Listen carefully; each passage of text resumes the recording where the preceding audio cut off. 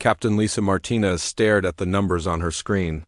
The blue light made her tired eyes hurt even more than usual. She had been reading casualty reports for 3 hours straight. Every number meant someone was dead. Every line meant another. Family would never see their loved ones again. The war room of the Zaz horizon was quiet except for the soft hum of computers. Lisa rubbed her forehead and looked at the data again. 17 billion Zephyrians dead in the last 6 months. 23 worlds turned to ash.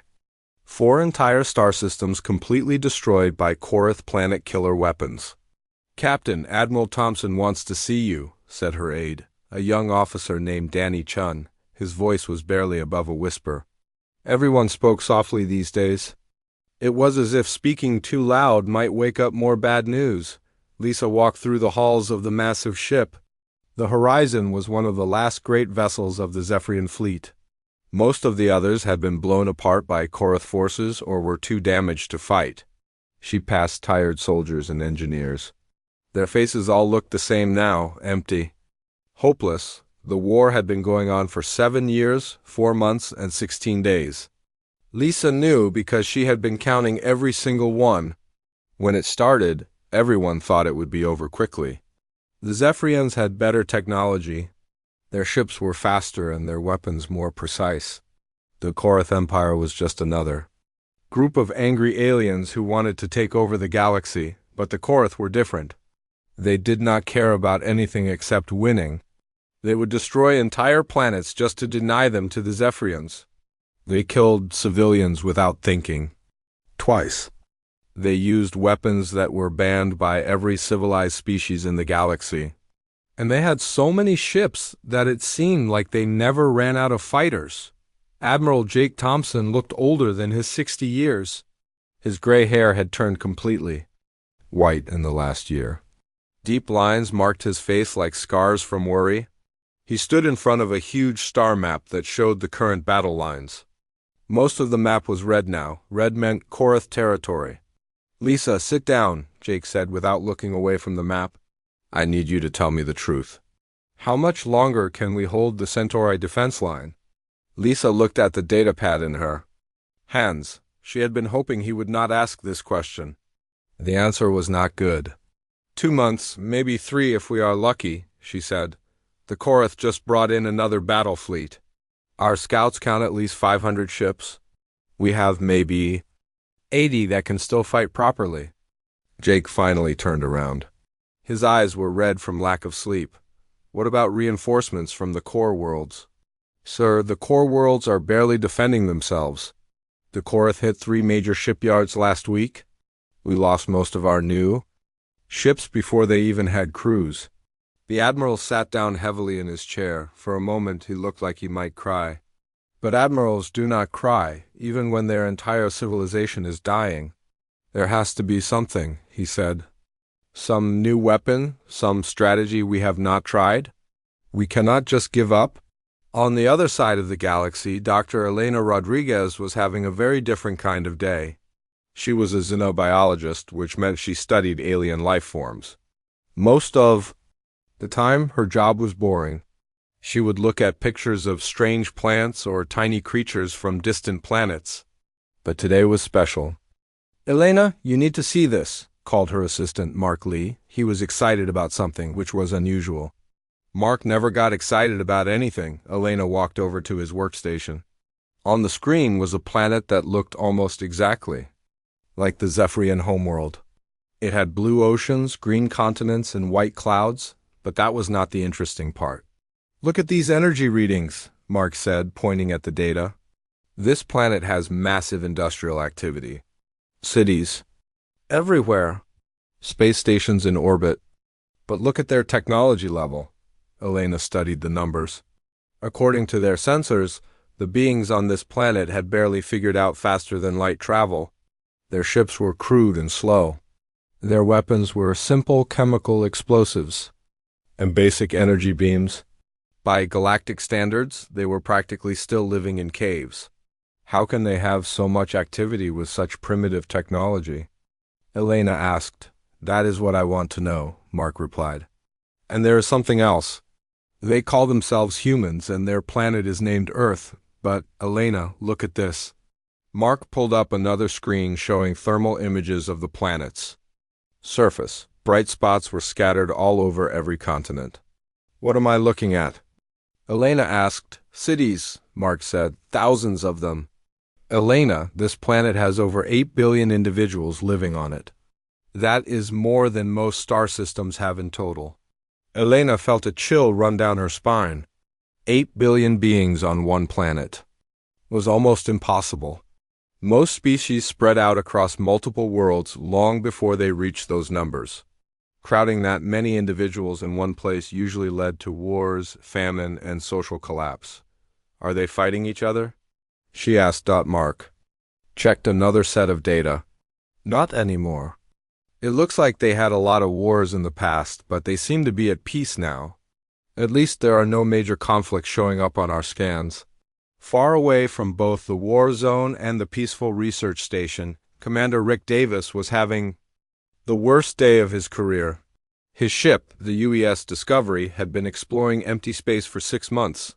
Earth had only discovered faster-than-light travel 5 years ago, and they were still trying to figure out what was out there in the galaxy. Today, they had found something. It was not what they expected. Commander, we are picking up a distress signal, reported his communications officer, Janet Cole. It is not in any language our computers recognize. Rick looked at the main screen. In the distance, he could see a small ship drifting in space. Parts of it were glowing red, which usually meant it was badly damaged. Any signs of life? Rick asked. Yes, sir, replied his science officer, Dr. Paul Kim. Readings show at least 3 individuals aboard. Their life signs are weak but stable. Rick made a decision that would change everything. Take us closer. Prepare the medical bay and get a boarding party ready. Sir, said his security chief, Commander Lisa Brown, we do not know who they are or if they are dangerous. They are hurt and they need help, Rick said. That is all I need to know. 20 minutes later, Rick was standing in the medical bay looking at 3 of the strangest beings he had ever seen. They were tall and thin with pale blue skin and large eyes. One of them, who seemed to be their leader, was trying to communicate. With hand gestures, Dr. Kim had managed to set up a basic translation program using their ship's computer. It was not perfect, but they could understand some words.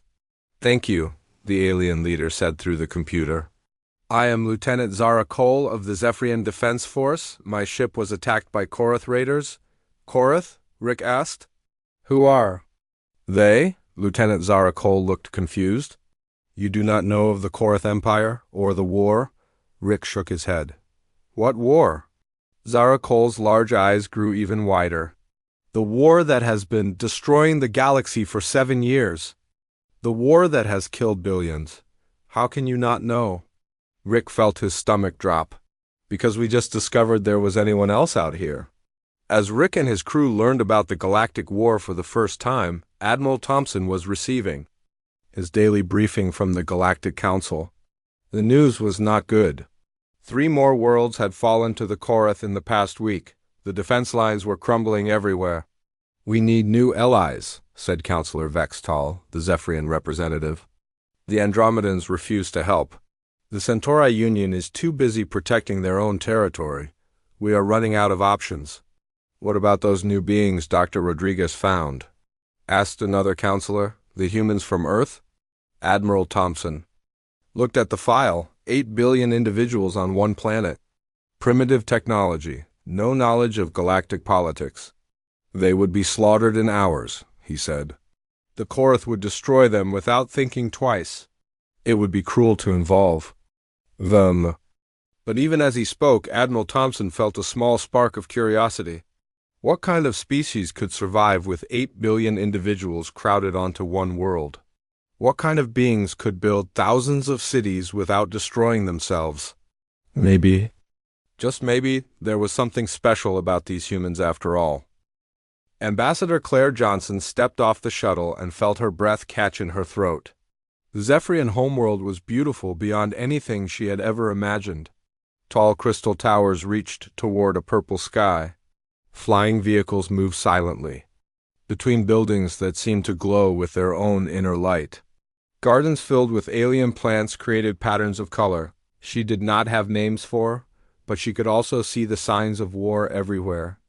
Many buildings had holes blown in their sides. Some towers were completely destroyed, leaving only broken metal and glass. Fewer flying vehicles moved through the sky than the city was clearly designed for. And the Zephyrians themselves looked tired and scared. "Welcome to Zephyr Prime," said Chancellor Vex Tal as he approached the human delegation. He was tall and elegant, with the same pale blue skin as the survivors they had rescued, but his large eyes held deep sadness. "I wish you could see our world as it was before the war." Claire looked at the other humans who had come with her. General P. Collins stood straight and alert, his military training obvious in every movement. Dr. Amy Foster was already taking notes on everything she saw. The rest of their small team stayed close together, overwhelmed by their first visit to an alien world.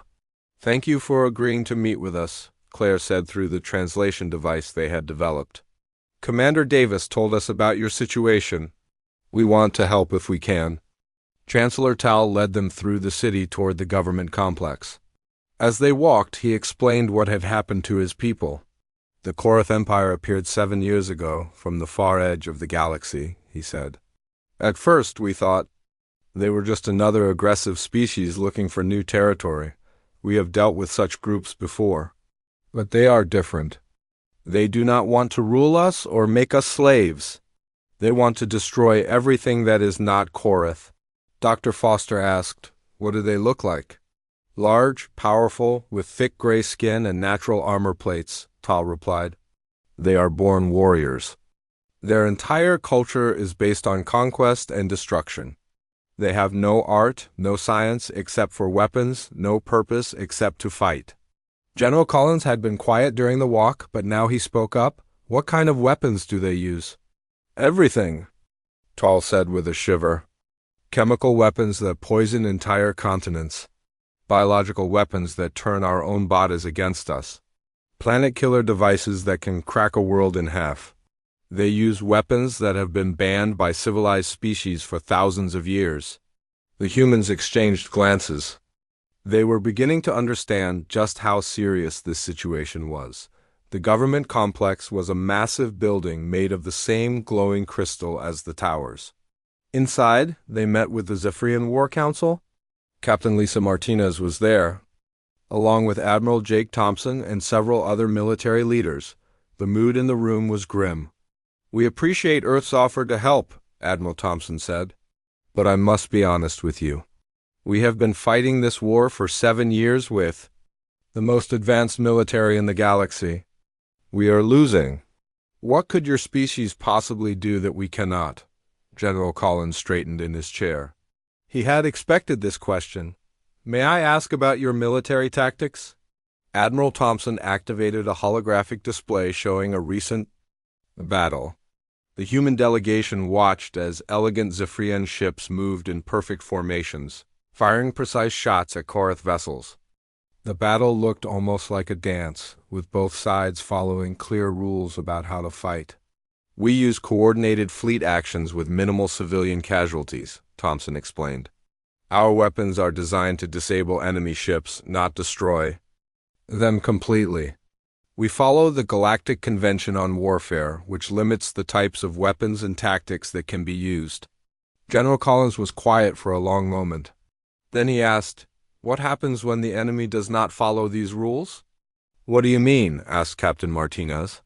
"You said the Korath use banned weapons and target civilians, but you still fight them as if they follow the same rules you do.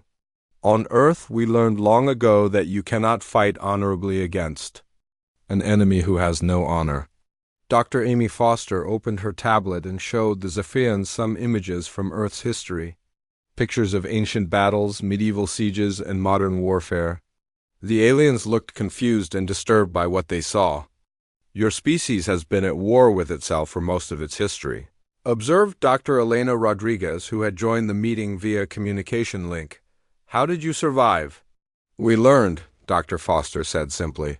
"We learned that sometimes to protect The innocent, you have to be more ruthless than your enemies. We learn that mercy toward those who show no mercy only leads to more suffering. Chancellor Tal leaned forward. Are you saying humans would fight without honor? Claire Johnson spoke carefully. We are saying that humans understand the difference between honor and survival. When our families are threatened, when our children are in danger, we will do whatever it takes to protect them. Lieutenant Colonel Steve Parker, who had been quiet until now, asked to see more battle recordings. For the next hour, he studied Zephyrian military tactics while the others continued talking. Finally, he asked for permission to address the group. I have a question, he said. Do you have war games? Training exercises where your military practices fighting? Of course, Admiral Thompson replied. We train constantly. Would you allow some of my people to participate in one of these exercises? Not to fight, just to observe and maybe offer suggestions? The Zephyrians agreed, though they clearly did not expect much from the primitive humans. 3 days later, they set up a large training exercise. 2 Zephyrian fleets would fight a mock battle while human observers watched and learned, but Parker had other ideas. He asked permission to command a small group of training ships just to see how they worked. The Zephyrians thought it would be educational for the humans to experience their superior technology firsthand. The exercise began with the traditional Zephyrian approach. Fleet formations, coordinated attacks, precise targeting. Parker watched for 20 minutes, then asked his human crew to try something different. Instead of attacking the main enemy fleet, Parker's ships disappeared into a nearby asteroid field. The Zephyrian commanders lost track of them and continued their formal battle. 30 minutes later, Parker's ships emerged behind the enemy formation and attacked their command vessel Dot in a real battle. This would have ended the fight immediately. Without central command, the enemy fleet would be helpless. But this tactic violated several principles of civilized warfare. You were supposed to attack military targets, not command ships. You were supposed to fight face-to-face, not hide and ambush. The Zephyrian observers were shocked. Some were impressed by the cleverness of the tactic. Others were disturbed by its implications. This is not how warfare is conducted, protested Admiral Thompson. There are rules, conventions that all civilized species follow. The Korath do not follow these rules, Parker replied. They target your civilians, use banned weapons, and show no mercy. Why should you limit yourself to fighting honorably when they do not? Dr. Rodriguez, who had been studying human psychology since first contact, spoke up. I have been analyzing human history and culture. I must share something disturbing with the Council. She activated her own display, showing statistics about human warfare. In the last 1,000 years, this species has been involved in over 15,000 separate conflicts. They have developed weapons capable of destroying their entire planet.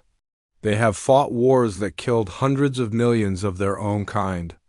The room grew very quiet. But here is what is most interesting, Rodriguez continued. Despite all this violence, they have also achieved the most rapid technological advancement of any species on record. They have eliminated most diseases, ended poverty in many regions, and recently achieved global peace. They did not become peaceful by avoiding conflict. They became peaceful by becoming so good at war that no one wants to fight them anymore. Chancellor Tal looked troubled. What are you suggesting? General Collins answered. We are suggesting that maybe it is time to stop fighting the Korath like civilized beings and start fighting them like humans. Meanwhile, far across the galaxy, the Korath Empire was receiving its own intelligence reports about humanity. War leader Gorth Kess read the information with amusement. Another weak species wants to join our enemies, he growled to his subordinates. They have no significant military, no advanced weapons, no experience with galactic warfare. They will be easy prey. But his intelligence chief, Subleader Draxmorn, was not so sure. So there are some unusual aspects to these humans. Their planet shows signs of massive industrial capacity. They have thousands of cities and billions of individuals. And our spies report that they have developed weapons of mass destruction? Kess laughed, a sound like rocks grinding together. Many. Species have weapons of mass destruction. The Zephyrians have planet crackers, but they are too weak to use them. These humans will be the same. Perhaps, Morn said carefully. But sir, our analysts cannot understand how so many individuals can survive on one planet without constant warfare. Either they are incredibly peaceful or incredibly good at controlling violence. Kes stopped laughing. In Korath culture, controlling violence meant being able to use it more effectively than anyone else. President John Hayes sat in the Oval Office staring at the video recordings that Ambassador Johnson had brought back from Zephyr Prime. The images showed cities turned to ash, children hiding in underground shelters, and entire worlds cracked open like broken eggs. He had watched the footage 3 times, and each time it made him angrier. How many dead did they say? He asked Secretary of Defense Karen Walsh. 17 billion in the last 6 months alone, sir, Karen replied. And that is just the Zephyrians. We do not have numbers for other species. John stood up and walked to the window. Outside, children were playing on the White House lawn. Their laughter carried through the glass.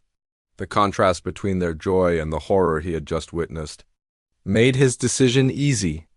Karen, I want full military mobilization within 72 hours.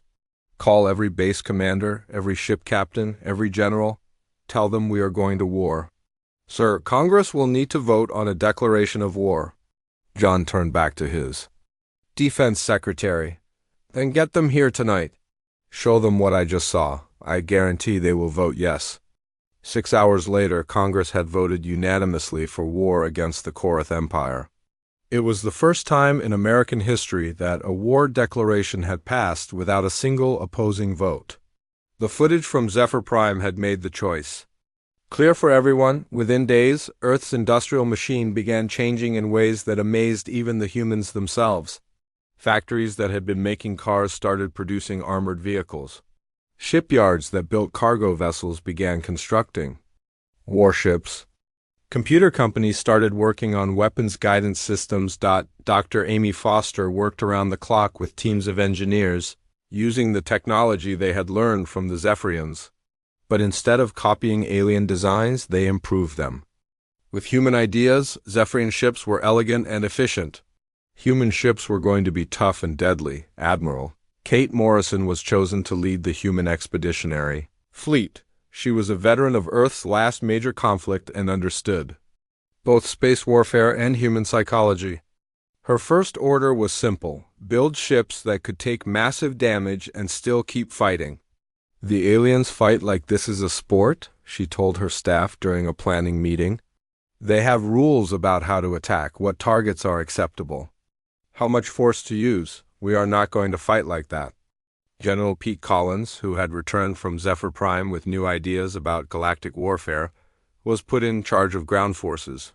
His job was to train human soldiers to fight aliens who were bigger, stronger, and had natural armor. Size and strength do not matter if you cannot see your enemy, he told his troops during training.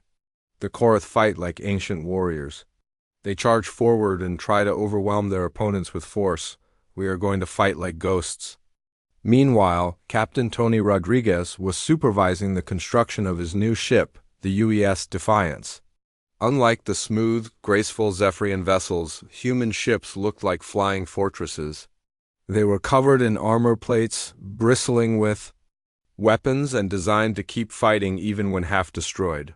She is not pretty, Rodriguez told his crew as they toured their new home, but she will bring us back alive. The first human ships arrived at the front lines 3 months after the war declaration.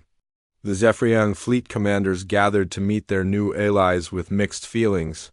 The humans had promised to help, but their ships looked primitive compared to advanced alien technology. Captain Lisa Martinez stood on the bridge of the Zaz horizon watching the human fleet approach.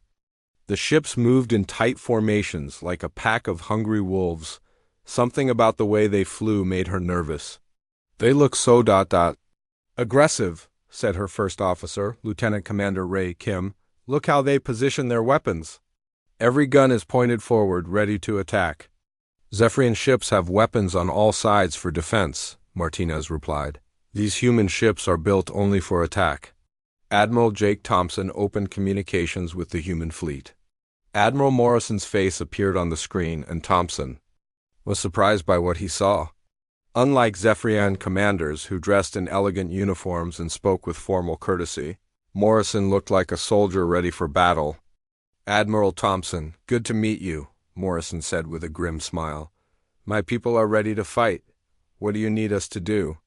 Thompson explained the current situation. The Korath had established a strong defensive line around 3 star systems. Traditional Zephyrian tactics would require months of careful attacks to break through.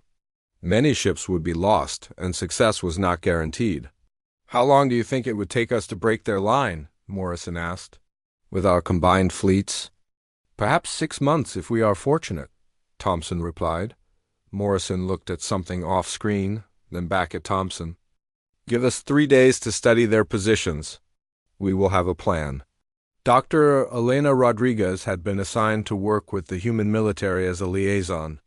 Her job was to help them understand alien psychology and culture. But the more time she spent with humans, the more concerned she became. "They do not think like us," she reported to Chancellor Tal during a private communication. "When we plan an attack, we consider how to minimize casualties on both sides. When humans plan an attack, they consider how to maximize damage to the enemy." "What do you mean?" Tal asked. "I watched them planning an assault on a Korath supply depot. The Zephyrian plan would disable the depot and capture supplies. The human plan would destroy the depot, kill everyone inside, and poison the area so the Korath could never use it again." Tal was silent for a moment. "Are they evil?" "No," Rodriguez said slowly. "They are not evil. But they understand war in a way we do not. For us, war is a temporary disruption of peace. For them, war is a problem that must be solved permanently." The human plan came together over the next 3 days. Lieutenant Colonel Steve Parker had studied Korath defensive positions and found something the Zephyrians had missed. The aliens were excellent at defending against frontal attacks, but they had never faced an enemy that attacked from unexpected directions. "The Korath expect us to attack their strongest positions first," Parker explained to the Joint Command Staff. "That is how the Zephyrians fight. But we are going to ignore their strong points and attack their weak ones." Admiral Thompson looked confused. "But their weak positions are not strategically important." "They are not important until we make them important," Parker replied with a smile that made Thompson nervous. The human plan involved something they called asymmetric warfare. Instead of attacking Korath military bases, they would attack supply lines. Instead of fighting their strongest ships, they would target their weakest ones. Instead of following the rules of galactic warfare, they would make up new rules as they went. Major Lisa Kim was chosen to lead the first joint operation. Her mission was to infiltrate a Korath command station and gather intelligence about their defenses. She would be accompanied by a small team of human special forces and Zephyrian technical experts. The mission began at midnight, ship time. Kim's team approached the Korath station using a captured alien vessel. The Korath guards saw what looked like one of their own ships returning from patrol and allowed it to dock. What happened next shocked the Zephyrian observers. Instead of trying to sneak through the station undetected, the humans immediately attacked the guards. They used weapons designed to kill quickly and quietly. Within minutes, they controlled the entire docking bay. "Why did you not try to avoid the guards?" asked the Zephyrian technical officer, Specialist John Cole. "Because dead guards cannot raise an alarm," Kim replied simply. The team moved through the station systematically. The humans had studied the layout and knew exactly where to go. They gathered intelligence about Korath troop movements, supply schedules, and defensive plans. But they also did something the Zephyrians had not expected. They planted explosives throughout the station. "This is not what we agreed to," protested Specialist Cole. "You are supposed to gather information, not destroy the facility." Kim checked her watch. "The information is just the beginning. In 12 hours, this station was going to coordinate an attack on a Zephyrian civilian transport. Now it cannot. You could have just disabled their communications."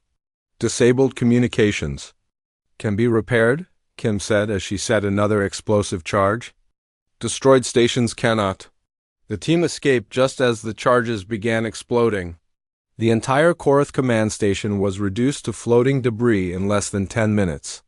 Any aliens who survived the explosions died when their life support systems failed. Specialist Cole was horrified. You killed everyone on that station? There were hundreds of Korath aboard? Yes, Kim replied. And now those hundreds cannot kill thousands of civilians. When news of the mission reached the Zephyrian leadership, it created a crisis. Some commanders were impressed by the effectiveness of human tactics. Others were disturbed by their brutality. Captain Martinez found herself caught in the middle. She understood that the humans were fighting to save lives, but their methods went against everything she had been taught about honorable warfare. They do not fight like soldiers, she told Admiral Thompson during a private meeting. They fight like ... predators? Thompson had been thinking the same thing. Perhaps that is what we need. The Korath have been hunting us for 7 years. Intelligence Officer Ben Torres had been staring at the same star chart for 6 hours straight. His eyes burned from exhaustion, but he could not stop looking. Hidden somewhere in the data was the answer to ending this war. He just had to find it. Then you need to sleep, said his assistant, Lieutenant Sarah Kim. You have been working for 8 hours. Not yet, Ben replied, zooming in on another section of the galactic map. The Korath High Command has to be somewhere. They coordinate attacks across dozens of star systems. That takes massive communication arrays and computing power. Ben had been hunting for the Korath leadership for 3 months. Every captured enemy ship, every interrogated prisoner, every piece of intercepted communication gave him small clues. The Korath Empire was not just a collection of random fleets. Someone was controlling everything from a central location. Then he found it. Sarah, look at this, Ben said, his voice suddenly excited. All these communication signals, they all pass through this region here. He pointed to an area marked as empty space on the charts. There is nothing there, Sarah said, just the Crimson Nebula. Our sensors cannot see through those gas clouds. Exactly, Ben smiled for the first time in days. What better place to hide your most important base than somewhere no one can find it? Within hours, Ben's discovery had reached Admiral Morrison and the Joint Command. The Iron Throne, as the Korath called their fortress station, was hidden deep inside the Crimson Nebula. It was the brain controlling the entire Korath war machine, Admiral Jake. Thompson studied the sensor data with growing excitement. If we could destroy this facility, the entire Korath military would lose coordination. Their fleets would be cut off from Central Command. How do we attack something we cannot see? Asked Captain Lisa Martinez. Admiral Morrison had been quiet during the briefing, but now she spoke up. We have been studying this problem for weeks. Traditional assault tactics will not work. The nebula interferes with sensors and communications. Any ship that enters becomes blind and lost. So we cannot attack it? Thompson asked. I did not say that, Morrison replied with a dangerous smile. I said traditional tactics will not work. But humans have never been very traditional. Morrison activated a holographic display showing the human battle plan. The Zephyrian commanders stared at it in disbelief. You want to fly directly into the nebula with no sensors? Thompson asked. That is suicide. Not suicide, Morrison said. Improvisation. Humans have been fighting in conditions where they cannot see their enemies for thousands of years. We call it close combat. Colonel Steve Parker stepped forward to explain the details. Zephyrian ships rely on long-range sensors and precise targeting. When you cannot see your target clearly, you cannot fight effectively. Human ships are designed differently. We prefer to get close to our enemies and overwhelm them with firepower. But how will you navigate in the nebula? Asked Dr. Elena Rodriguez. The same way human sailors navigated Earth's oceans before we had computers, Parker replied. Dead reckoning, triangulation, and instinct. The plan was unlike anything attempted in galactic warfare. A combined fleet of human and Zephyrian ships would enter the nebula from multiple directions.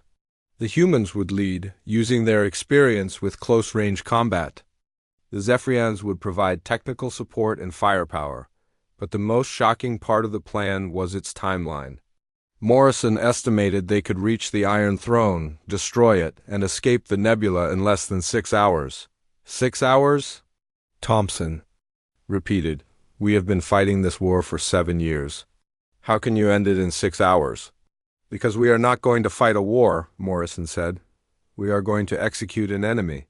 The operation was given the code name Endgame. Captain Tony Rodriguez would command the lead assault group aboard the UES Defiance.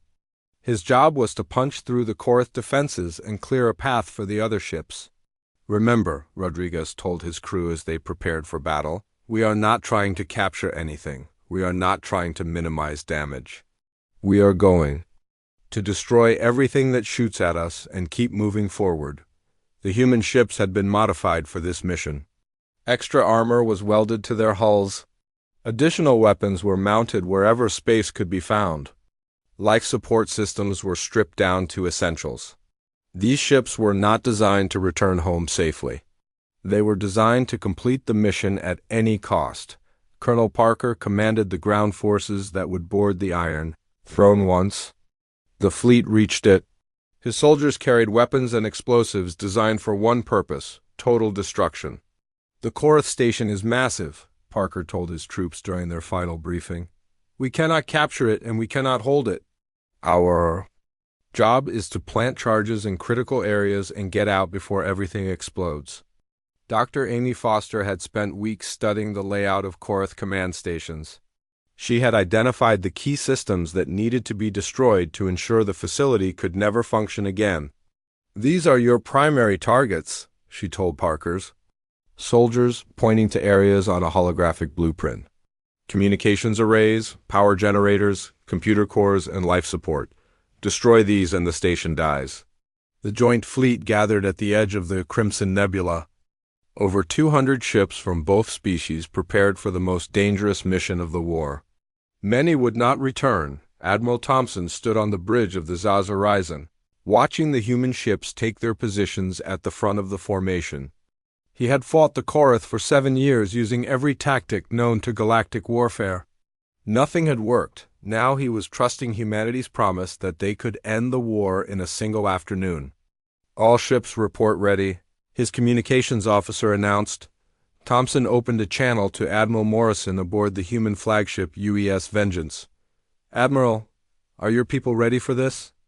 Morrison's face appeared on the screen. Behind her, the bridge of her ship buzzed with controlled chaos as human officers prepared for battle. Admiral Thompson, my people have been ready for this fight since we learned what the Korath did to your civilians. What if the plan fails? What if we lose most of our ships in the nebula? Morrison was quiet for a moment. Then we will have died trying to do the right thing. That is all any soldier can ask for.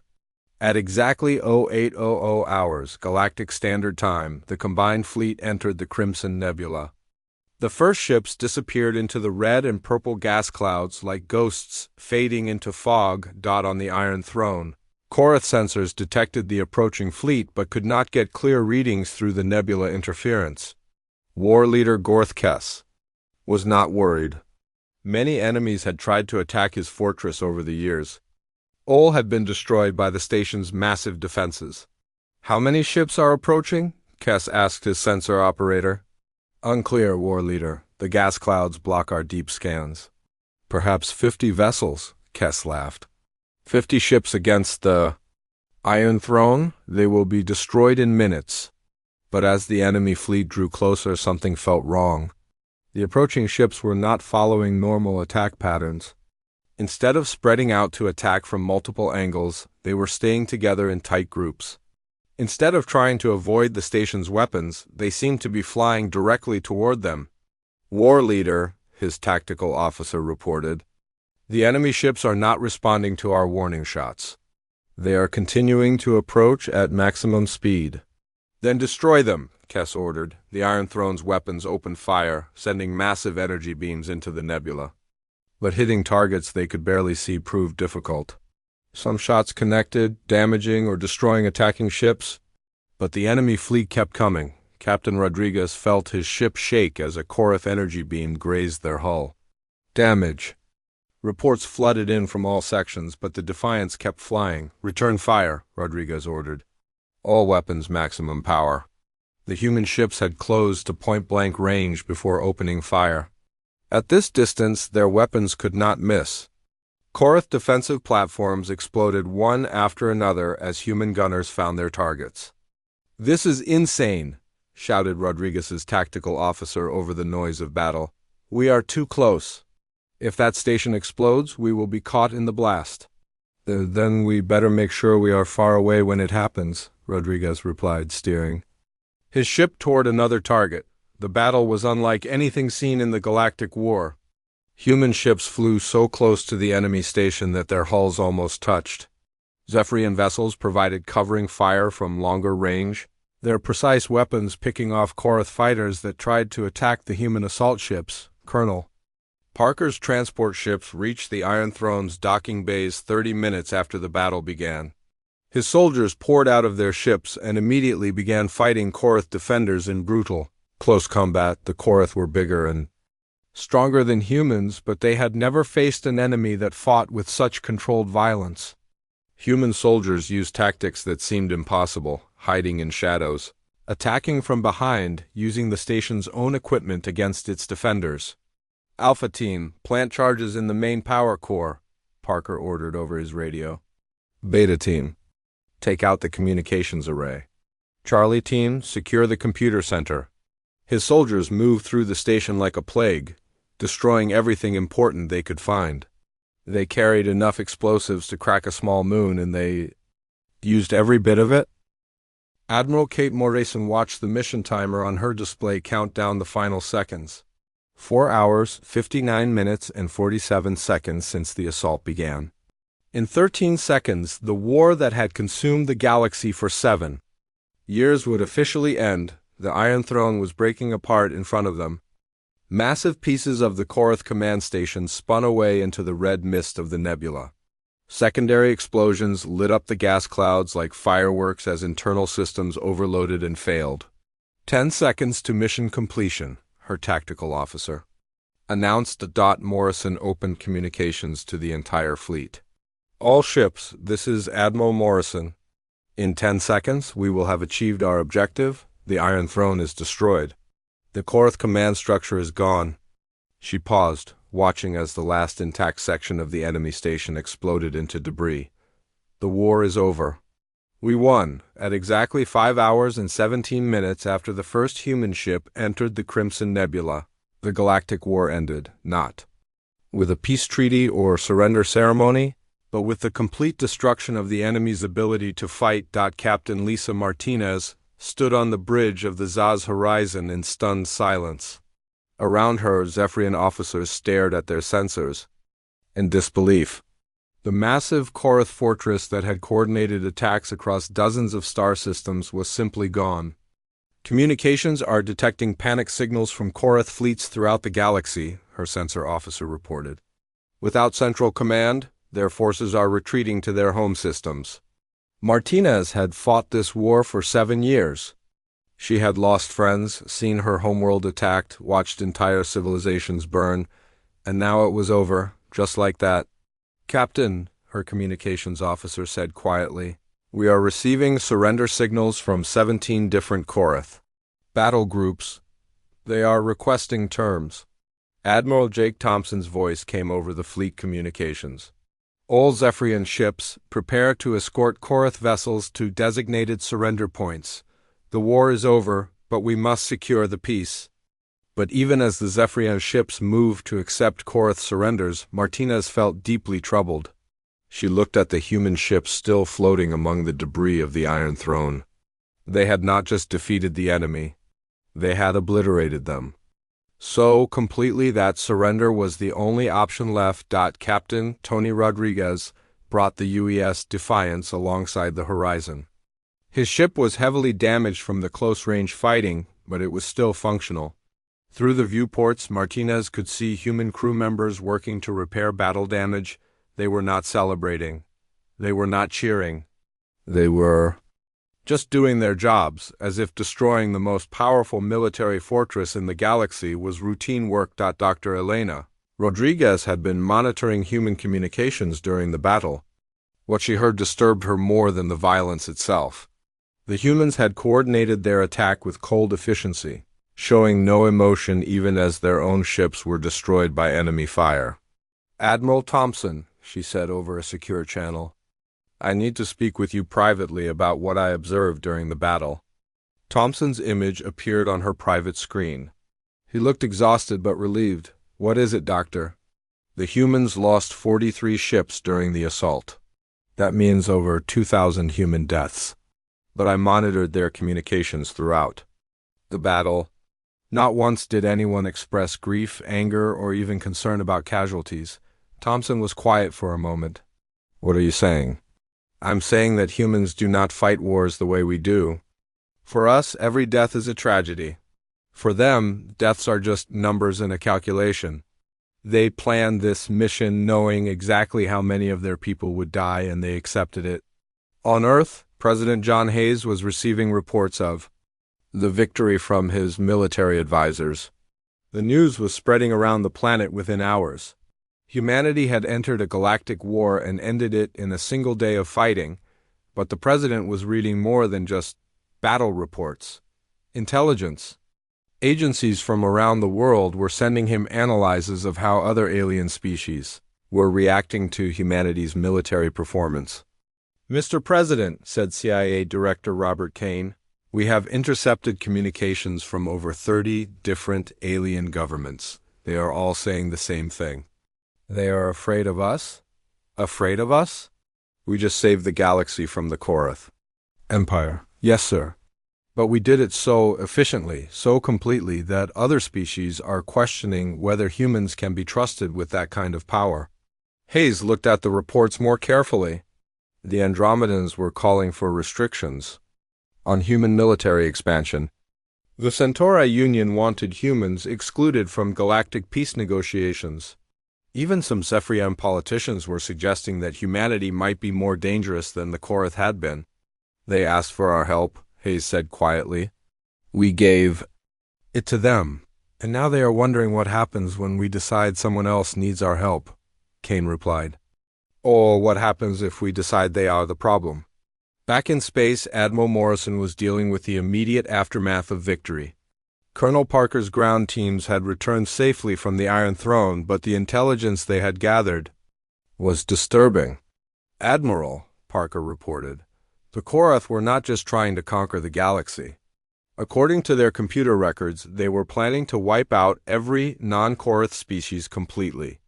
This was not a war of conquest, it was genocide." Morrison felt a chill run down her spine. If the humans had not intervened, billions more civilians would have died. But she also understood what this meant for humanity's future. "Colonel, I want those records classified at the highest level. Share them only with President Hayes and the Joint Command." "Why, ma'am?" "Because if the galaxy learns that we prevented a complete genocide, they will expect us to solve every future conflict. Humans will become the galaxy's police force whether we want to or not." Dr. Amy Foster was working with Zephyrian scientists to analyze the destroyed Korath technology. What they found confirmed humanity's worst fears about their former enemies. "Elena, look at this," Amy said to Dr. Rodriguez over a video link. "The Korath had weapons we never knew about. Planet crackers that could destroy worlds in minutes. Biological weapons designed to target specific alien DNA. They were building something called a star killer that could make suns explode." Rodriguez felt sick. How close were they to completing these weapons? According to these files, the star killer would have been ready within 6 months. If the war had continued, they could have destroyed entire solar systems. The implications were staggering. Humanity had not just ended a war. They had prevented the extinction of multiple species. But the methods they used to achieve this victory had terrified their allies. Chancellor Vextal called an emergency session of the Galactic Council 1 week after the battle. Representatives from dozens of species gathered to discuss the new reality of human military power. We must address the situation with humanity, Tal began. They have demonstrated capabilities that exceed anything we previously imagined possible. Ambassador Claire Johnson sat quietly as alien representatives debated humanity's role in the galaxy. Some wanted to honor humans as heroes.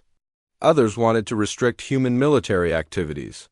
A few suggested that humans should be isolated from the rest of galactic civilization. The humans saved us all, argued Admiral Thompson.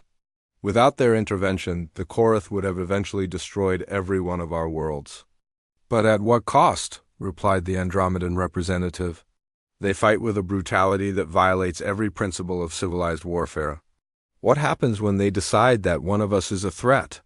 Claire finally stood to address the council. Honored representatives, I understand your concerns. Humanity's methods of warfare are different from yours. We fight to win completely, not to gain temporary advantage. She activated a holographic display showing Earth's history.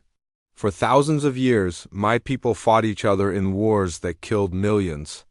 We learned that limited conflicts only lead to more conflicts.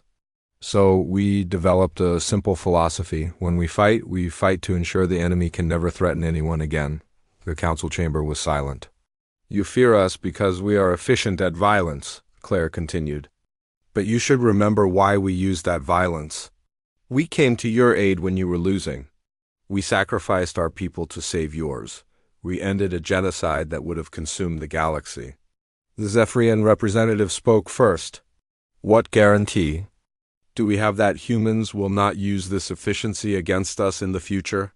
Claire smiled sadly. The same guarantee you had that Korath would not attack you 7 years ago. None. But I can tell you this. Humans do not start wars. We finish them. The Council voted to establish the Human Defense Bureau, a new organization that would monitor human military activities while also calling on human forces when galactic peace was threatened. It was a compromise that satisfied no one completely. General P. Collins was chosen to head the new bureau. His first directive was simple: ensure that humanity never again needed to demonstrate its military capabilities. Our job is to be so obviously capable of winning any war that no one wants to start one, he told his staff during their first meeting. Meanwhile, back on Earth, military academies began developing new courses on galactic warfare and alien psychology.